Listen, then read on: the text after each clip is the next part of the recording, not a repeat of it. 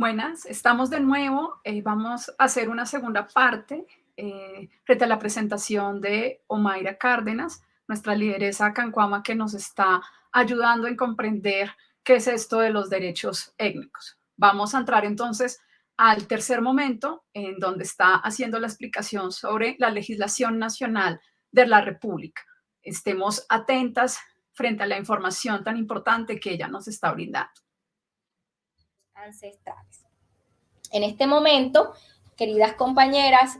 pues yo sé que posiblemente puede ser mucha información que se está transmitiendo, que se está compartiendo, pero no tengan de qué preocuparse, sino como decimos en nuestro pueblo, de ocuparnos, porque pues eso hace parte, ¿no?, de lo que ha sido la lucha y las concepciones propias que nuestros ancestros y ancestras han logrado, y por supuesto de cómo esto también va a permitir potencializar todo el ejercicio que ustedes al interior de sus comunidades están haciendo.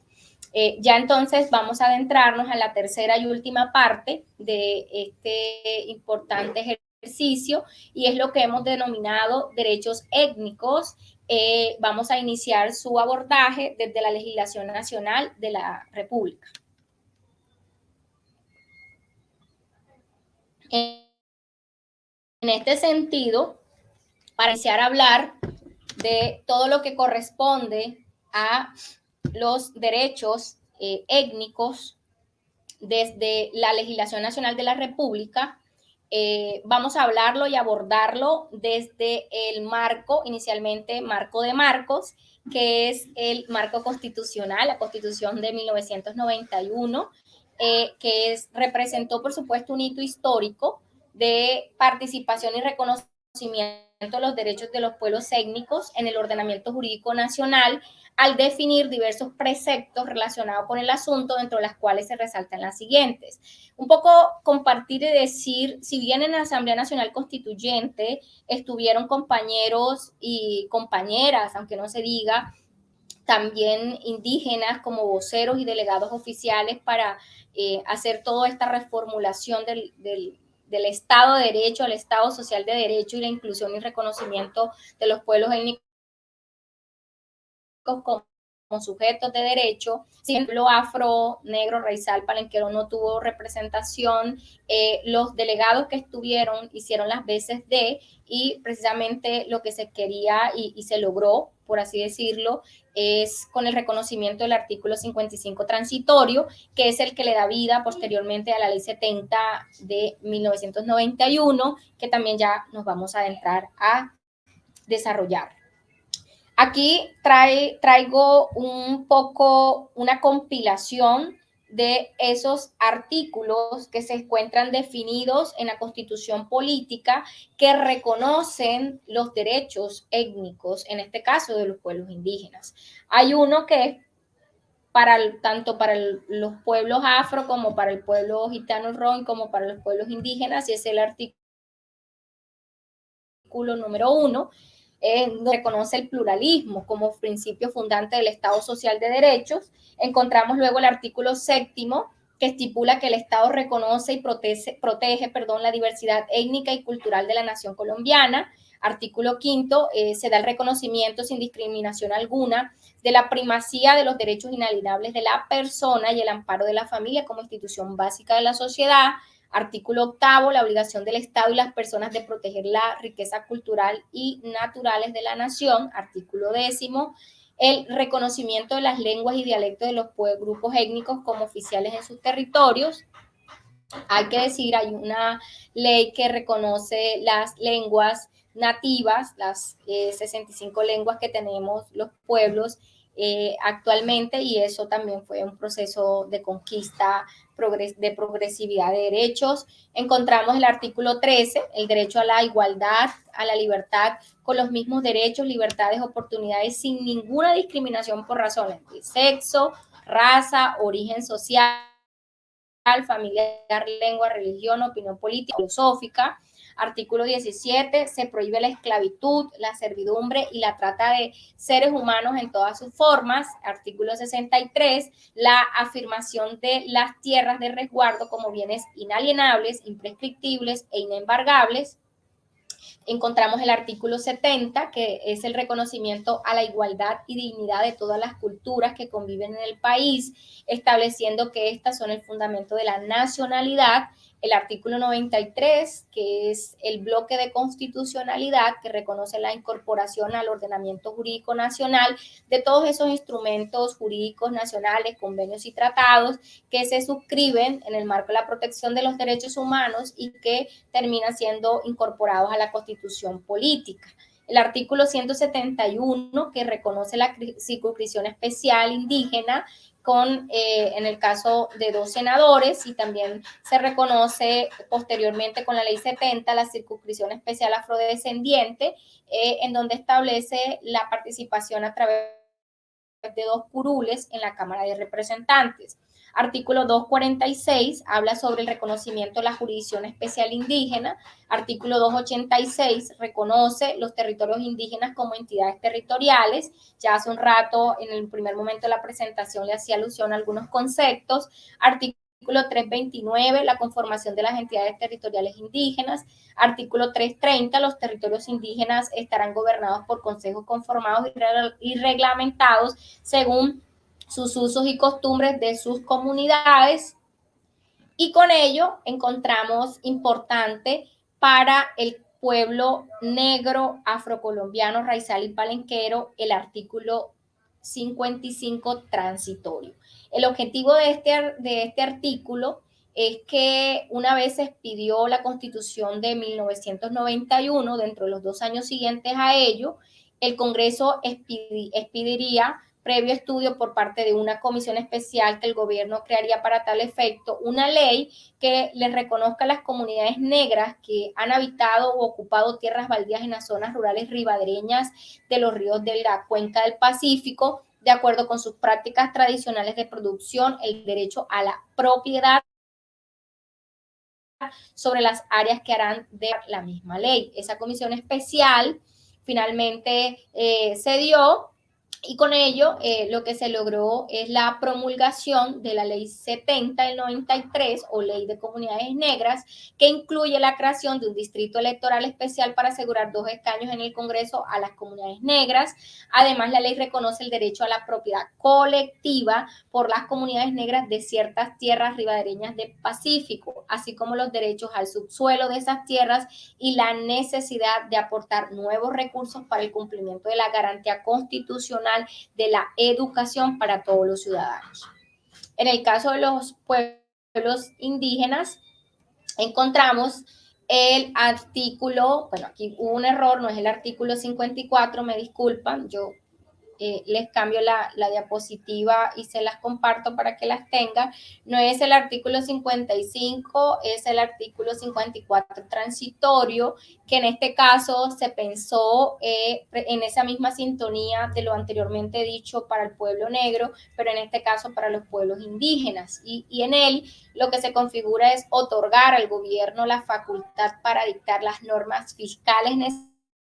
necesarias y las demás relacionadas al funcionamiento de lo que se denomina territorios indígenas y su coordinación con las demás entidades territoriales, mientras que el Congreso expide la ley que se refiere al artículo 329 de la Constitución Política.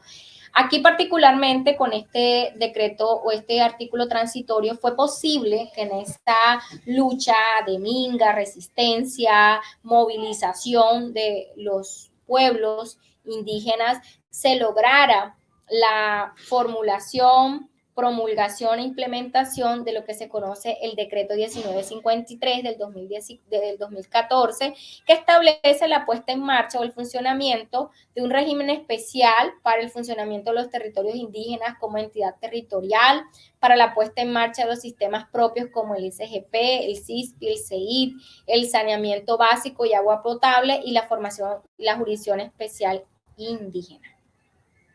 En ese sentido, como otro elemento ya no del marco constitucional, sino del marco legal, normativo, encontramos entonces la ley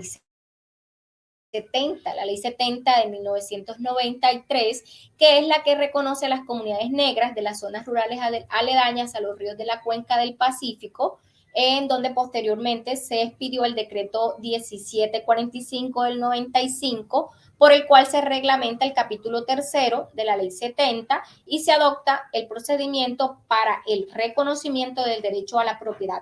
colectiva de las tierras de las comunidades negras y se dictan otras disposiciones. Importante mencionar que en esta ley 70 se establecieron unos ejercicios importantes, por ejemplo, el reconocimiento de una población beneficiaria como las comunidades negras, su ubicación ancestral territorial y el derecho a la propiedad colectiva, el reconocer unos principios, el uso de la tierra, protección de los recursos naturales y de ambiente, así como las prácticas ancestrales de recursos mineros. También reconoce las estructuras e instituciones propias de la comunidad negra, como los consejos comunitarios, asamblea general, entre otras, y reconoce la etnoeducación, las formas propias de participación de la comunidad negra, como es el caso de los consejos, el consejo consultivo de alto nivel y otros mecanismos propios de participación. Pues hay que también decir que la implementación de la ley 70 ha conllevado a la expedición de un cúmulo de decretos reglamentarios, los cuales a la fecha han sido insuficientes, pues algunos capítulos de la ley se encuentran sin ningún tipo de avance, pese a ser un derecho constitucionalmente desarrollado en la ley. Esto, por supuesto, lo que hace de mi parte es reafirmar la necesidad de que desde los pueblos étnicos, en este caso del pueblo negro, afro, raizal y palenquero, es la necesidad de autoconvocarse desde la unidad, desde la colectividad, desde la espiritualidad, desde todas las formas propias del litigio estratégico para la reivindicación de sus derechos desde el espacio de participación, incidencia y hoy por hoy, siendo gobierno, por supuesto con nuestra vicepresidenta, que también permita que junto a las movilizaciones históricas que se han hecho como expresión colectiva para el reconocimiento legítimo del derecho, de un derecho en este caso ampliamente vulnerado y en donde las mujeres jugamos un papel por supuesto fundamental. En el ordenamiento jurídico nacional para el caso de los pueblos indígenas hemos acopiado también un desarrollo normativo importante que reconoce los derechos, en este caso, de los pueblos indígenas. Por ejemplo, están los decretos 1396 y 1397 del 1997, que reconoce el espacio legítimo de interlocución, de diálogo y concertación de los pueblos indígenas, y es la Mesa Permanente de Concertación, la Comisión Nacional de Territorios Indígenas y la Comisión Nacional de Derechos Humanos. Está también el Auto 092 del 2008, que reconoce a las mujeres étnicas víctimas del conflicto armado, en este caso desplazamiento forzado. También tenemos el Auto 004 del 2009, que reconoce 36 pueblos indígenas en riesgo de exterminio físico y cultural, el decreto 2500 del 2010, que habla sobre la administración transitoria de la atención educativa en cabeza de los cabildos indígenas y la posibilidad de poner en marcha el sistema educativo indígena propio, CEIP. Encontramos la ley 4633 del 2011, que es el decreto ley de víctimas y de derechos territoriales de pueblos y comunidades indígenas, el decreto 2333 del 2014, que habla sobre la protección de los territorios ancestrales que se encuentran en proceso de formalización, y el decreto 1953, que lo he venido exponiendo, que pone en funcionamiento un régimen especial de los territorios indígenas. Encontramos en el caso del pueblo negro, afro, raizal y palenquero, en el ordenamiento jurídico, también una serie de leyes, decretos importantes progresivos para su reconocimiento de derechos. Es la ley 70, que ya mencionaba hace un momento, el decreto 2249 del 2005, por el cual se conforma la Comisión Pedagógica de Comunidades Negras, que trata el artículo 42 de la ley 70, decreto 1745 del 95, por el cual se reglamenta el capítulo tercero de la ley 70, se adopta el procedimiento para el reconocimiento del derecho a la propiedad colectiva de las tierras de comunidades negras y se dictan otras disposiciones. Decreto 1320 de 1998, por el cual se reglamenta la consulta previa con comunidades indígenas y negras para la explotación de recursos naturales dentro de su territorio. Ley 725 del 2001, por el cual se establece el Día de la Afrocolombianidad, decreto 1523 del 2003, por la cual se reglamenta el procedimiento de elección del representante y suplente de las comunidades negras ante los consejos directivos de las corporaciones autónomas regionales, y se adoptan otras disposiciones. El auto 092, que lo mencionaba en la parte anterior, de las mujeres étnicas víctimas del conflicto armado. Decreto 323 del 2005, por el cual se reglamenta el proceso de selección mediante concurso para el ingreso de etnoeducadores afrocolombianos y raizales a la carrera docente. El decreto 140 del 2006, por el cual se modifica parcialmente el decreto 323 del 2005 y se reglamenta el proceso de selección mediante concurso especial para el ingreso de etnoeducadores afrocolombianos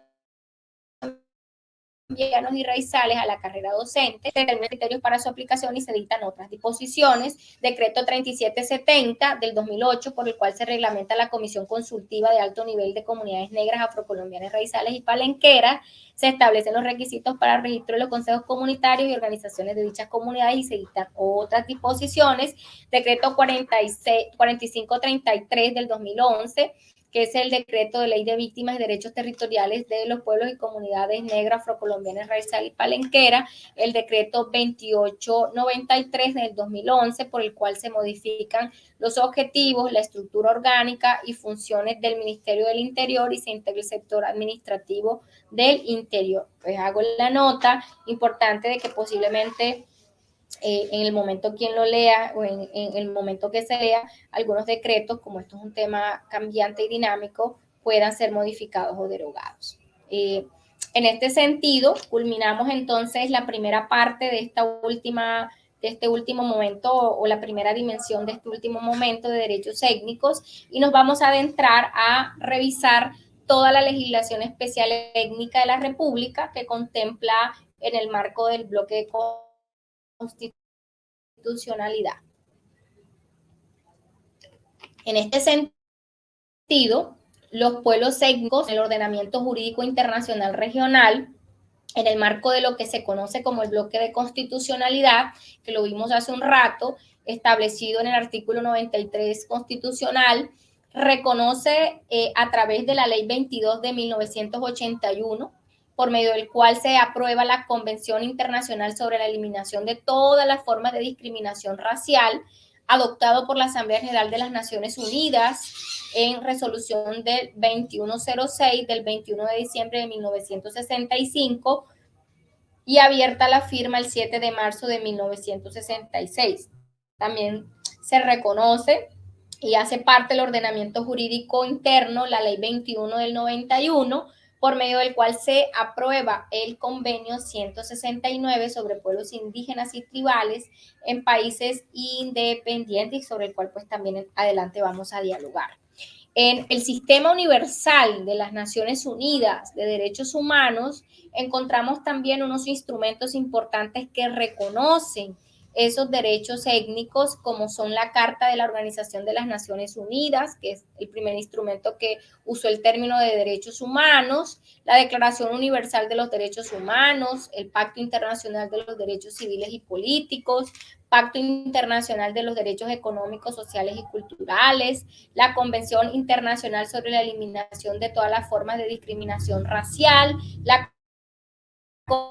Convención para la Eliminación de todas las formas de discriminación contra la mujer, la CEDAW, la Convención sobre los Derechos del Niño, el Convenio sobre la Diversidad Biológica.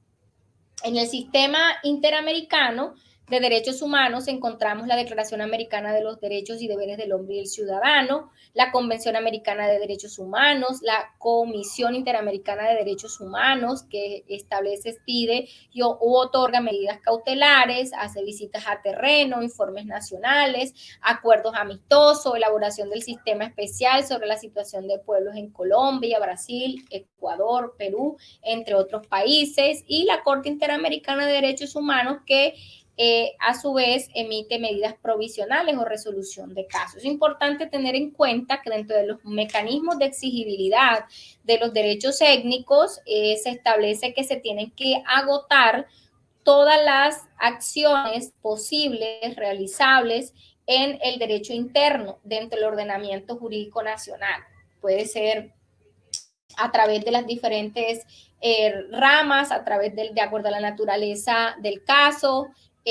acceder ante las autoridades competentes para que se pueda resolver, o en su defecto también la Convención Americana de Derechos Humanos, que regula el sistema interamericano, establece también las formas en las cuales se puede acudir a esta instancia, excepcionalmente cuando no se ha agotado la instancia nacional, ¿no? Pero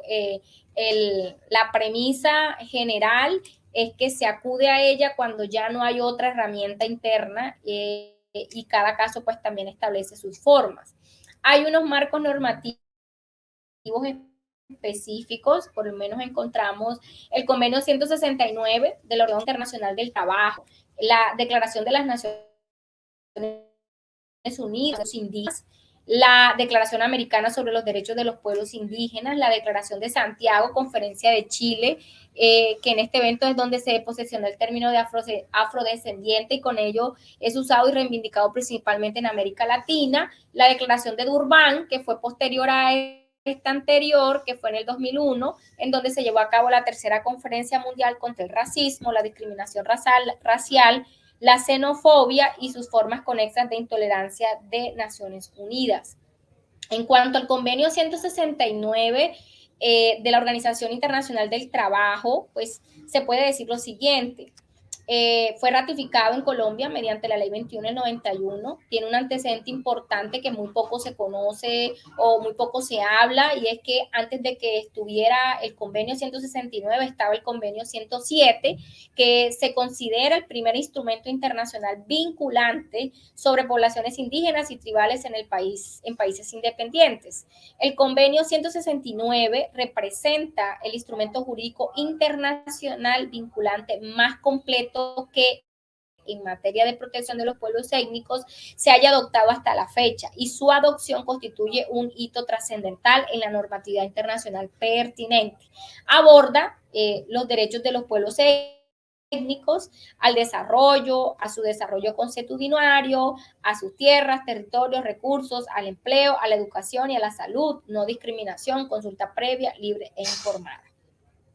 También es importante establecer que fue en este instrumento jurídico en donde se deja de hablar de poblaciones para introducir la categoría de pueblos, que mencionábamos al principio de nuestra presentación, para subrayar el carácter político de su subjetividad. También permitía la centralidad del derecho al territorio y los derechos relacionados con la protección y disfrute como fundamento para la realización de otros derechos, es decir, es necesario el derecho de goce efectivo del derecho territorial para que se pueda desarrollar los otros derechos colectivos, la ratificación del derecho a la autonomía a través del reconocimiento del derecho a la consulta previa, libre e informada, como expresión del principio democrático de la participación de todos los sectores de la sociedad en las decisiones de la nación, y como desarrollo del derecho a la igualdad.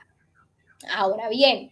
un tercer elemento importante y último de nuestra presentación, no por ser el último es el menos importante, sino que en la lógica de la conversa, ya con todo esto anteriormente y rápidamente quizás visto, y mucho quizás también por compartir, es necesario que tengamos como parte o miembros de los pueblos étnicos de presente que si bien se reconoce el Estado pluricultural, multicultural, en este caso no todos son iguales, y como no todos somos iguales, no vemos la vida igual, no desarrollamos nuestras formas de vida igual y no resolvemos los problemas de las mismas formas, porque tenemos unas instancias y unas estructuras o estamentos propios. Y es ahí entonces en donde se comienza a dialogar algo que se conoce los sistemas o el sistema jurídico propio en el desarrollo del pluralismo jurídico. Y aquí convergen muchos elementos importantes, porque precisamente para hablar de pluralismo jurídico es porque en ese sentido se reconocen otras formas jurídicas de reconocimiento de derecho a otros y otras, y que en este caso a nosotras no nos resta el hecho de pertenecer a un pueblo colectivo, el de que como ciudadana colombiana también tengamos acceso a esos otros derechos. Es importante decir que aquí es donde está el fundamento, el sustento de la defensa de los derechos étnicos territoriales. Es decir, en el litigio estratégico, lo clave cuando se tratan de casos de derechos étnicos, lo que hace que cualquier acción que se realice, una acción jurídica, tenga una connotación y alcance diferente es porque parta de ese análisis del pluralismo jurídico, del sistema jurídico propio. Es decir, que si en Colombia existen 115 pueblos indígenas, porque hay 115 sistemas jurídicos propios, y en ese mismo sentido también aplica para los consejos comunitarios de los pueblos negros, raizales, afrocolombianos y palenqueros. Y es que allí, en esa fundamentación, que parte de unos elementos que ya vamos a ver, parte de lo que se concibe también desde afuera como el reconocimiento de ese derecho consuetudinario, el reconocimiento del pluralismo jurídico de los pueblos desde el derecho propio, el derecho mayor, entendiendo el derecho propio, el derecho mayor de ese sistema, cual sea el sistema jurídico indígena propio, como una fuente de derecho. Es decir, que aquí estamos en una misma ponderación, solo que con elementos diferentes, pero que tienen la misma jerarquía y que tienen el mismo alcance. Eso hace parte de lo que se concibe como pluralismo jurídico. El concepto en donde, pues ampliamente lo decía, hay un espacio geopolítico en donde no se reconoce un único sistema jurídico, que es imposible entenderlo sin la coexistencia de varios sistemas, del Estado pluriétnico, en donde no comulga con la homogenización cultural y reconoce la existencia de diferentes concepciones del ser humano, la sociedad y el derecho. El reconocimiento del pluralismo jurídico como un fenómeno universal indica el papel cada vez mayor que el derecho a la distintividad alcanza en todas las latitudes. En este sentido, del pluralismo jurídico, establece que en la Constitución colombiana de 1991 se reconoce en beneficio de los pueblos étnicos el pluralismo jurídico, es decir, la vigencia en Colombia de 3 órdenes normativos o sistemas de derechos vigentes que tienen como características ser diferentes y complementarios. El primero es la legislación general de la República, que fue la primera que vimos, la primera dimensión que vimos de este último momento, y a todos los colombianos, y en tal virtud a los pueblos indígenas, quienes en su calidad de ciudadanos gozan de todos los derechos y están sujetos a similares obligaciones de las demás naciones. La segunda dimensión es la legislación especial nacional indígena, compuesta por los convenios y tratados internacionales ratificados por Colombia sobre los derechos de los pueblos étnicos, por normas constitucionales y legales, regionales, nacionales y municipales, que establecen un conjunto de derechos y garantías especiales en beneficio de los pueblos étnicos con fundamento realidad a la diversidad cultural y el derecho a la autonomía, el derecho propio, el derecho mayor, ley de origen, la cosmogonía. Y un tercer momento que habla o reconoce de lo que estamos desarrollando, los sistemas jurídicos propios, en virtud del desarrollo del artículo 7º, 246 de la Constitución Política, en donde se reconoce un sistema de derecho reconocido constitucionalmente y válidamente aplicable, los cuales están integrados por normas, instituciones, usos, costumbres y procedimientos, métodos de control y regulación social propios de la tradición cultural de los pueblos indígenas, implícitos en su historia cultural, concepción espiritual, metodología, cosmovisión, sus sistemas de parentesco, entre otras. En ese sentido, para que se desarrolle en buena forma ese pluralismo jurídico que acabamos de enunciar, es porque coexisten unos derechos colectivos que también a lo largo de la presentación hemos hablado,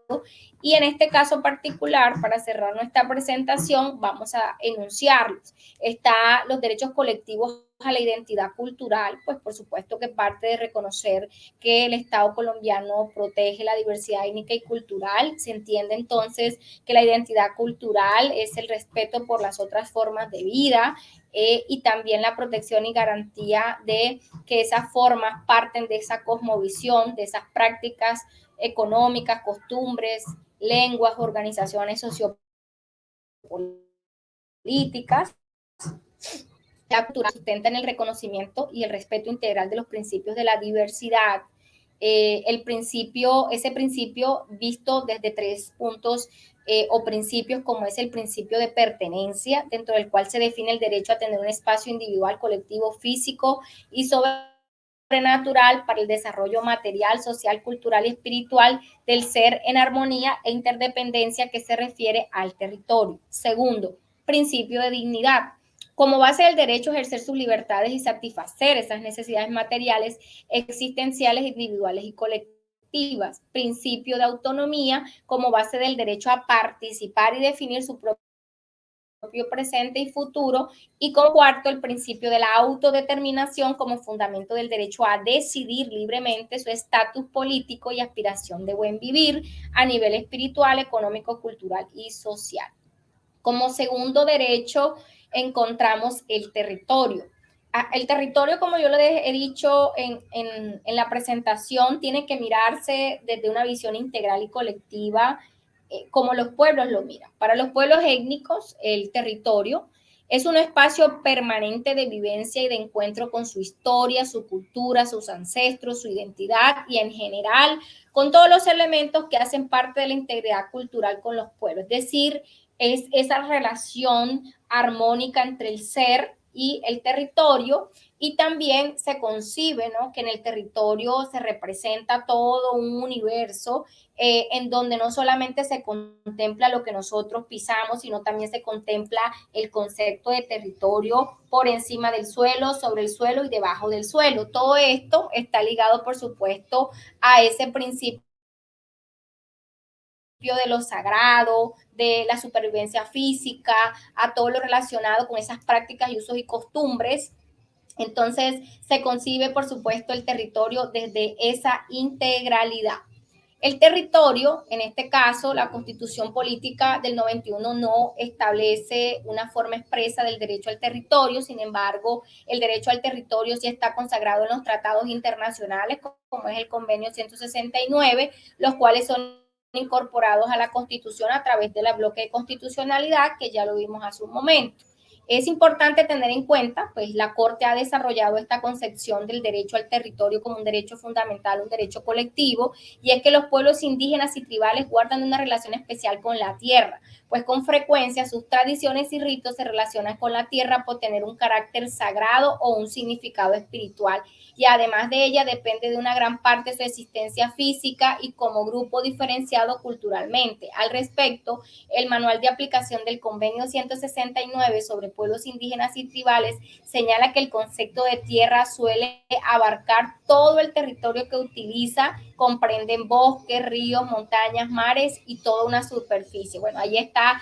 el marco normativo que lo reconoce. Está también el derecho al territorio, pues que se relaciona con otros derechos, es decir, no puede coexistir, no puede verse el desarrollo de un derecho de manera aislada, sino la interrelación que hay en todos estos derechos, la identidad cultural, el territorio, porque en ellos también se desarrolla toda esa diversidad étnica, cultural, la supervivencia, integridad étnica, social, cultural, la participación, la autonomía.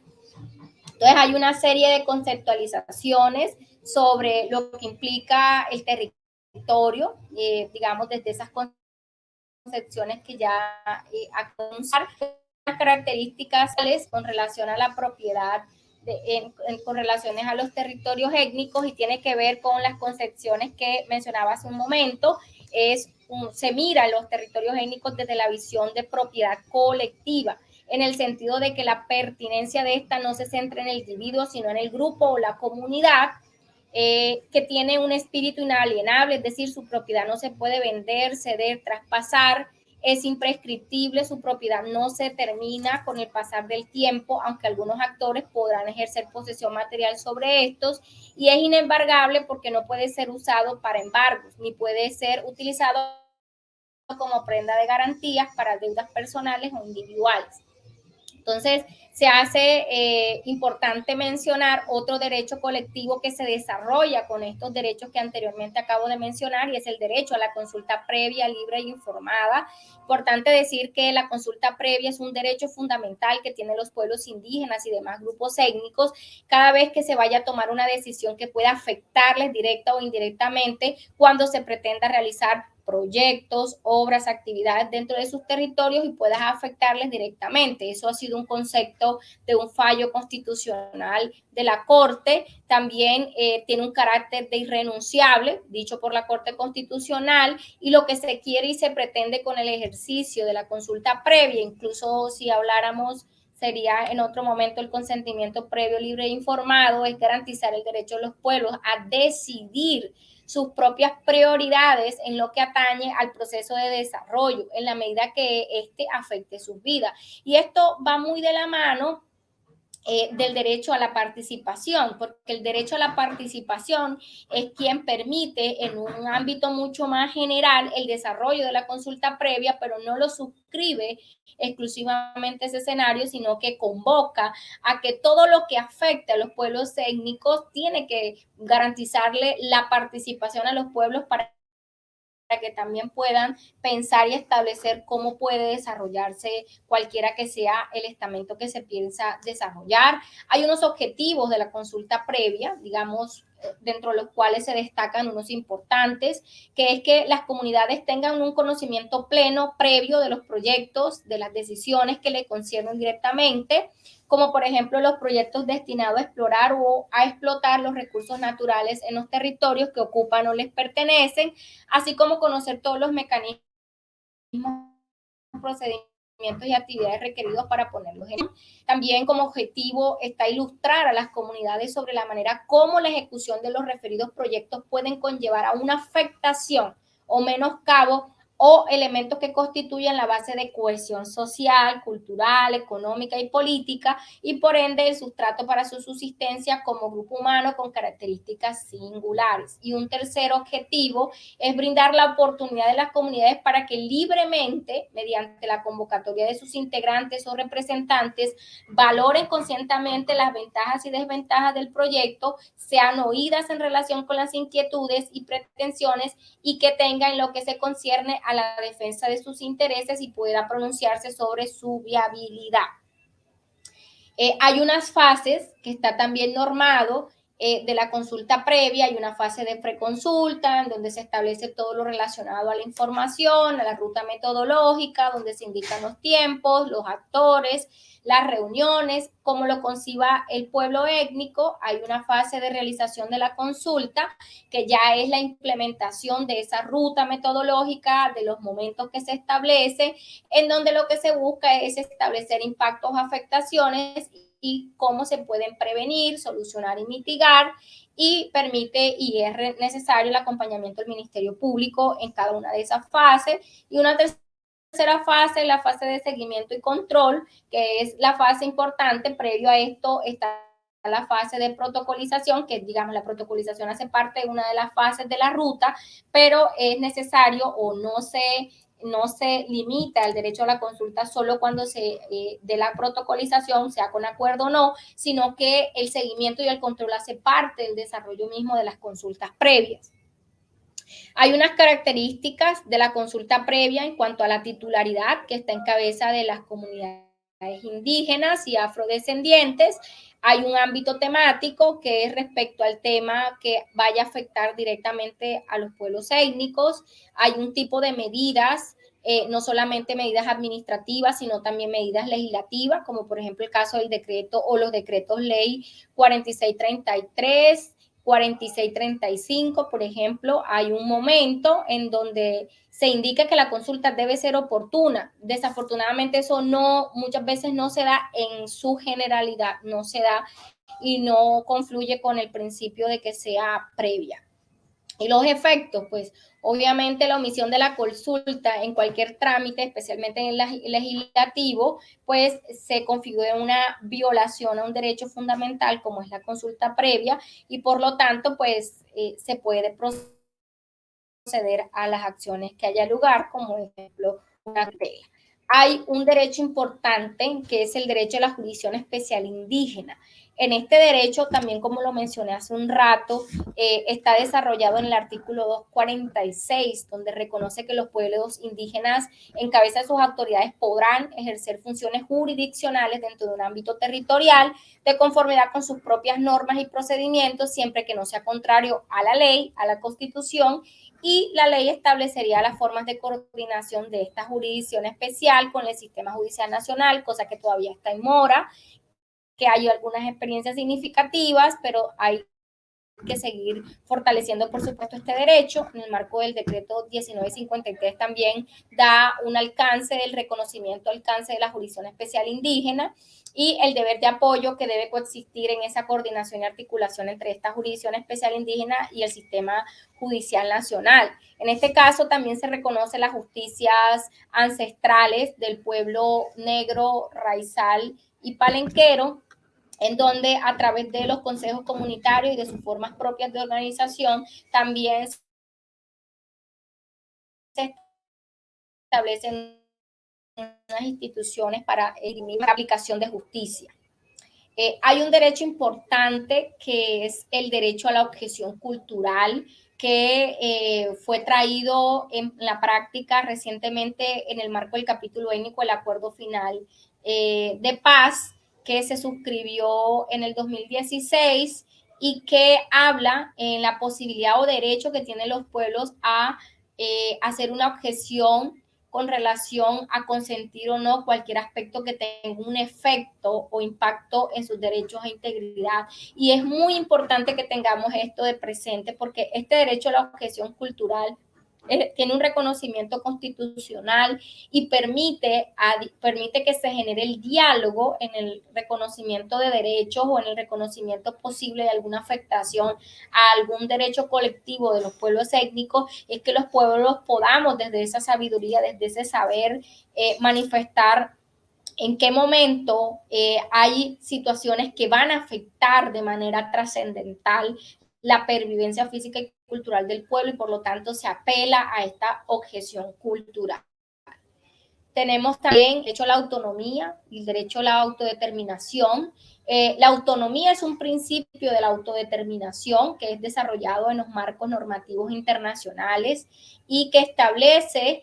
la capacidad del control territorial, la participación y organización político-administrativa, del buen vivir y del etnodesarrollo de sus territorios. Establece también unos principios importantes como es el principio de la maximización de la autonomía o la minimización de las restricciones de su autonomía. Esto ha sido un precedente constitucional muy referido porque pone en diálogo la existencia de que en la coexistencia de un pueblo étnico en el marco de su autonomía, lo que se busca y debe propender siempre es por esa maximización. Es decir, no es regresivo, es progresivo. Además que establece que a mayor autonomía, pues en esa decisión que se tome como pueblo étnico también podrá disponerse, ¿no? Porque hay esa garantía y el tema de la conservación de la identidad cultural, pues también se establece que en ese sentido, en la medida que mayormente se tenga, se podrá entonces establecer ese derecho. Hay un derecho importante y es el desarrollo propio, es decir, los pueblos étnicos conciben unas formas diferenciadas del derecho al desarrollo propio y es lo que pone a dialogar en estos escenarios con estas políticas macroeconómicas, neoliberales y capitalistas, en donde no se reconocen esas formas propias de desarrollo porque los pueblos étnicos son pro vida y los pueblos étnicos, como ya lo hemos dicho varias veces, no se miran en sí mismos como individuos, sino como parte de un colectivo y todo lo que acontezca o afecte a ese colectivo, pues también va a afectar al individuo y eso lo que puede generar es una un posible exterminio físico y cultural. Los pueblos étnicos siempre han sido defensores y quienes han promulgado el buen vivir, y el buen vivir parte por reconocer, y en ese caso el pueblo negro, afro, raizal y palenquero nos podrían también reafirmar cuando en nuestra vicepresidenta en campaña y hoy por hoy también hace parte de una de sus banderas, es vivir sabroso, es decir, cómo los pueblos podemos vivir sabroso entendiendo el desarrollo propio de los territorios o desde las estructuras étnico-territoriales. Es un derecho y que, por supuesto, concibe dialogar con la otra forma de desarrollo que no es provida. Un elemento importante es cómo todo esto que venimos hablando se suscribe a propias de los pueblos a partir de la concepción de mujer, familia y generación. Hay algo importante que pone a encontrarse dentro de las conceptualizaciones no indígenas es qué es familia, qué es colectivo, qué es pueblo. Y para nosotros los pueblos étnicos no se concibe el sentido de la creación de una sola forma de familia, es una concepción homogénea. Nuestra concepción de familia es extensa, es una concepción que parte desde los principios espirituales y culturales, que por supuesto no está desligado a los nuevos cambios que subsisten al interior de la sociedad, pero que claramente no determina o define una sola forma de concepción de familia, y por tanto no hay una sola forma de concepción de generación, porque hemos dicho las mujeres son parte de ese colectivo de familias, y nosotras las mujeres en ese sentido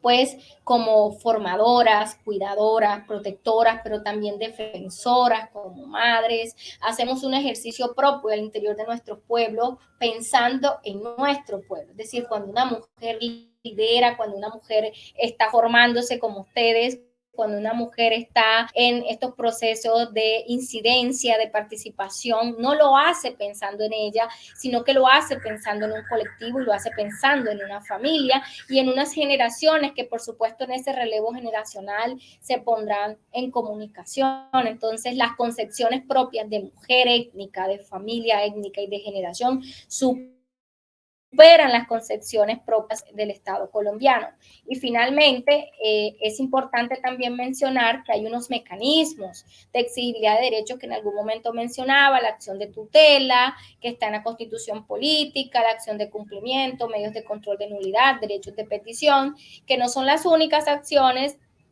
pero que son las primordiales para la defensa de los derechos de los pueblos étnicos y que, como también lo decía hace un rato, pues son necesarias para que pueda concurrir y esperemos que no sea así, que acudir a instancias internacionales para seguir en ese ejercicio. Querer decirles también con todo este cúmulo de información que con mucho cariño, con mucho amor comparto, porque es mi deber como mujer indígena seguir aportando a este gran tejido, de este gran mochilón, de este gran chipire del norte al sur, del este, del oeste, del sentido de que en donde hay una mujer que se forma en sus liderazgos, hay la posibilidad de un pueblo pueda pervivir física y culturalmente y que desde ese ejercicio legítimo estamos participando políticamente de estos escenarios que va a permitir que un pueblo pueda entender y fortalecerse en lo propio, pero entender también lo no indígena o lo no étnico para ponerlo de fortaleza a esa defensa de los derechos étnicos territoriales que como pueblos tenemos en este país, en este estado colombiano. Yo quedo muy agradecida, por supuesto, con pues haberme escuchado atentamente. Yo compartir, por supuesto, estas diapositivas para que, si así lo consideran, las puedan utilizar libremente, porque es un conocimiento de todas, de todos, y de verdad que hace parte de lo que queremos transmitir desde este escenario. Deseo, por supuesto, desde su parcela, desde su chagra, desde su rosa, desde el río, desde donde se encuentren escuchando esto, que la fortaleza de la madre, que la fortaleza de los ancestros y las ancestras las sigan cuidando y las sigan llegando a muchos escenarios en donde estoy segura que van a estar y que la vida nos permita en esta espiral en algún momento coincidir. Un fuerte abrazo para todas y cuídense mucho y muchísimas gracias, por supuesto, por escucharnos. Bueno, Omaira, queremos agradecerte por parte de la escuela, por parte de CODES, esta participación activa. Creo que el contenido que nos has brindado es de altísima calidad y además creo que con un detalle que permite que efectivamente podamos comprender, apropiar, y creo que compartirles también estas diapositivas permitirá hacer un material de uso constante, de poder retomar elementos, conceptos, leyes, normatividad que les has brindado de una manera tan generosa. Así que agradecerte y decirles entonces a todas las mujeres que nos vemos en nuestro siguiente capítulo, en donde abordaremos también elementos importantes, aquí algunos nombrados, pero un poquito más en profundidad con respecto a la normatividad y a esa legislación internacional. Así que muchas gracias y nos vemos en un siguiente video.